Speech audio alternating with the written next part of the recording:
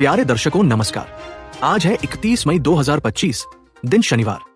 हिंदी पंचांग के अनुसार आज ज्येष्ठ माह के शुक्ल पक्ष की पंचमी तिथि है। तो चलिए फटाफट से जानते हैं आज की ताजा खबरें।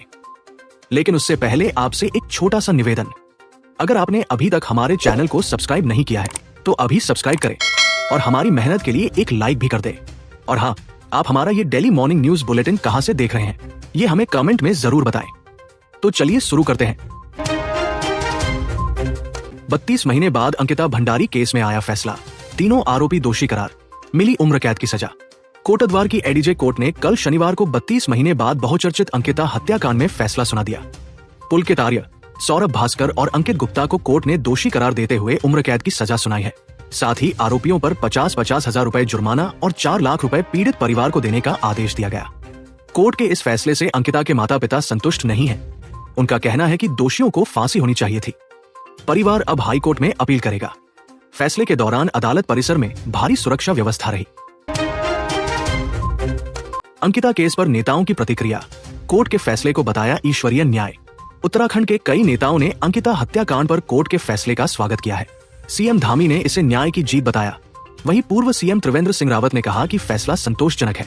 कांग्रेस नेता हरीश रावत ने सवाल उठाया कि वीआईपी कौन था जिसे बचाने की कोशिश की गई। उन्होंने जांच में जल्दबाजी और सबूत नष्ट करने को लेकर सरकार से जवाब मांगा है। वन मंत्री सुबोध उनियाल ने कहा कि यह परिवार की जीत है। कांग्रेस ने इसे आंशिक न्याय बताते हुए गहरे सवाल उठाए हैं। ऋषिकेश में बड़ा हादसा, नदी में बही 3 बच्चियां, 2 की मौत।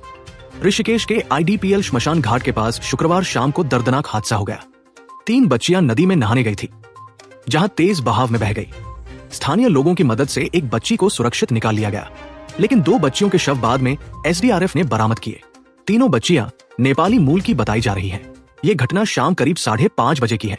तेज बहाव और सुरक्षा उपायों की कमी से हर साल ऐसी घटनाएं हो रही है, जिससे लोगों में डर का माहौल है। जंगल में पत्ते लेने गए 2 युवक, बाघ के हमले में एक की मौत, दूसरा घायल। ऋषिकेश रेंज के ग्वेला बीट में शुक्रवार को 2 युवक पत्ते लेने जंगल में गए थे। तभी जंगली जानवर ने उन पर हमला कर दिया। एक युवक की मौके पर ही मौत हो गई, जबकि दूसरा घायल हो गया।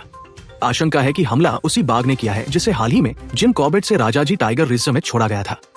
पुलिस और वन विभाग की टीमें मौके पर पहुंची और मृतक के शव को पोस्टमार्टम के लिए भेजा गया। घटना के बाद इलाके में दहशत का माहौल है। सूर्यधार रोड पर गाड़ियों की भिड़ंत के बाद बवाल, 9 लोग पुलिस हिरासत में। देहरादून के रानी पोखरी क्षेत्र में सूर्यधार रोड पर 2 गाड़ियों की टक्कर के बाद विवाद ने हिंसक रूप ले लिया। एक पक्ष ने पत्थरों से हमला किया तो दूसरे पक्ष ने एक व्यक्ति पर वाहन चढ़ाने की कोशिश की। सूचना पर रानी पोखरी थाने से पुलिस मौके पर पहुंची और स्थिति को नियंत्रण में लिया। स्कॉर्पियो और वर्ना कार को सीज कर दिया गया है। पुलिस ने दोनों पक्षों से कुल 9 लोगों को गिरफ्तार किया है, जिनमें ऋषि चौधरी, जस्सी सिंह, आदित्य पेटवाल सहित अन्य शामिल हैं। मामला गंभीर धाराओं में दर्ज हुआ है। कांग्रेस ने उठाए सरकार पर गंभीर सवाल, बुलडोजर और सबूत नष्ट करने को लेकर मचाया शोर। अंकिता हत्याकांड में कोर्ट के फैसले के बाद कांग्रेस ने सरकार की मंशा पर सवाल उठाए हैं। कांग्रेस अध्यक्ष करण माहरा ने कहा कि दोषियों को सजा मिलना एक कदम है, लेकिन न्याय अभी अधूरा है। उन्होंने पूछा कि रिजॉर्ट पर बुलडोजर चलाने का आदेश किसने दिया और सीसीटीवी सबूत क्यों हटाए गए। कांग्रेस का आरोप है कि किसी वीआईपी को बचाने के लिए साक्ष्य मिटाने का प्रयास किया गया। उन्होंने यह भी मांग की कि जिन अधिकारियों ने जांच में लापरवाही बरती उनके खिलाफ सख्त कार्रवाई हो। रामनगर स्टोन क्रशर में हादसा, लोडर से कुचलकर महिला की मौत। रामनगर के पीरुमदारा क्षेत्र स्थित कोसी स्टोन क्रशर में शुक्रवार को दर्दनाक हादसा हुआ। पूनम देवी नामक महिला लोडर की चपेट में आ गई और मौके पर ही उसकी मौत हो गई। परिजनों ने आरोप लगाया कि क्रशर प्रबंधन ने पुलिस को सूचना नहीं दी और शव को चुपचाप घर छोड़कर भाग गए। लोडर चालक भी फरार है। पुलिस ने मौके पर पहुंचकर शव को कब्जे में लेकर पोस्टमार्टम के लिए भेज दिया है। घटना की जांच जारी है और क्रशर परिसर से सीसीटीवी फुटेज जब्त कर लिए गए हैं। आंगनबाड़ी कार्यकर्तियों की ड्यूटी को लेकर निर्देश, अब पहले लेनी होगी एनओसी। उत्तराखंड में अब आंगनबाड़ी कार्यकर्तियों की अन्य विभागों में ड्यूटी लगाने से पहले महिला सशक्तिकरण विभाग से अनापत्ति प्रमाण पत्र एनओसी लेना अनिवार्य होगा। मंत्री रेखा आर्य ने विभागीय बैठक में यह निर्देश दिए। साथ ही उन्होंने आंगनबाड़ी कार्यकर्तियों के मानदेय, पेंशन योजना और फोन रिचार्ज भुगतान को लेकर भी जल्द समाधान का आश्वासन दिया। अब यात्रा भत्ता और भोजन की व्यवस्था की पुष्टि के बाद ही ड्यूटी लगेगी। ये निर्णय आंगनबाड़ी बहनों की शिकायतों और विभागीय कार्यों के प्रभावित होने को देखते हुए लिया गया है। उत्तराखंड एसटीएफ और रुद्रप्रयाग पुलिस की बड़ी कार्रवाई, साइबर ठग और हेलीकॉप्टर टिकट दलाल गिरफ्तार। एसटीएफ ने हरियाणा के फरीदाबाद से 2 साइबर ठगों को गिरफ्तार किया है, जिन्होंने एक व्यक्ति से 39 लाख रुपए इंश्योरेंस के नाम पर ठगे थे। वहीं रुद्रप्रयाग पुलिस ने केदारनाथ हेलीकॉप्टर सेवा के टिकटों की कालाबाजारी करने वाले 2 लोगों को गिरफ्तार किया। आरोपियों ने नकली आधार कार्ड बनाकर फर्जी टिकट बेचे। पुलिस ने दोनों मामलों में मुकदमे दर्ज कर जांच शुरू कर दी है। एसटीएफ और रुद्रप्रयाग पुलिस की संयुक्त कार्रवाई से राज्य में साइबर अपराध और धार्मिक यात्रा धोखाधड़ी पर लगाम लगाने की दिशा में बड़ी सफलता मिली है। सैनिकों से संवाद में बोले सीएम धामी, ऑपरेशन सिंदूर ने दिखाया भारत का शौर्य। देहरादून में ऑपरेशन सिंदूर की सफलता के बाद मुख्यमंत्री पुष्कर सिंह धामी ने सैनिकों से संवाद किया। उन्होंने कहा कि पाकिस्तान में आतंकी ठिकानों को नष्ट कर भारतीय सेना ने जो साहस दिखाया है वो प्रेरणादायक है। सीएम धामी ने कहा कि अब पाकिस्तान को समझ में आ गया है कि भारत की ओर बुरी नजर डालने का अंजाम क्या होता है। सैनिक कल्याण मंत्री गणेश जोशी ने भी भारतीय सेना की ताकत को दुनिया के सामने सिद्ध करने वाला बताया। ऑपरेशन सिंदूर की सफलता पर उन्होंने सेना और प्रधानमंत्री मोदी का आभार जताया। 21 जून को मनाया जाएगा योग दिवस, दून को मिलेगा पहला योग पार्क। देहरादून में एनडीडीए कॉलोनी स्थित पार्क को योग पार्क में बदला जा रहा है, जो 21 जून को अंतर्राष्ट्रीय योग दिवस से पहले जनता को समर्पित किया जाएगा। यहाँ सूर्य नमस्कार की मूर्ति, ओपन योग स्पेस, पेयजल, फाउंटेन और शौचालय की सुविधाएं होंगी। उत्तराखंड सरकार ने योग पॉलिसी को भी मंजूरी दी है, जिसके तहत 5 योग हब और पर्वतीय क्षेत्रों में योग केंद्र खोले जाएंगे। योग दिवस का मुख्य आयोजन इस बार गैरसैंण विधानसभा परिसर में होगा। राज्य सरकार उत्तराखंड को योग और वेलनेस की वैश्विक राजधानी बनाना चाहती है। उत्तराखंड की राजनीति में सीबीआई जांच की एंट्री, स्टिंग मामले में बढ़ी हलचल।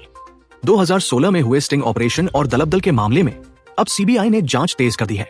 दल बदल करने वाले विधायकों और अन्य नेताओं को समन भेजा गया है।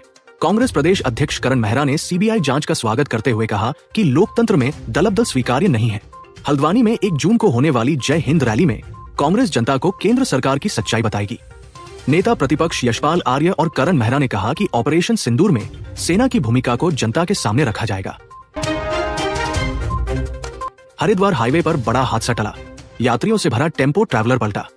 हरिद्वार दिल्ली नेशनल हाईवे पर रानीपुर झाल के पास शुक्रवार सुबह एक टेम्पो ट्रैवलर पलट गया।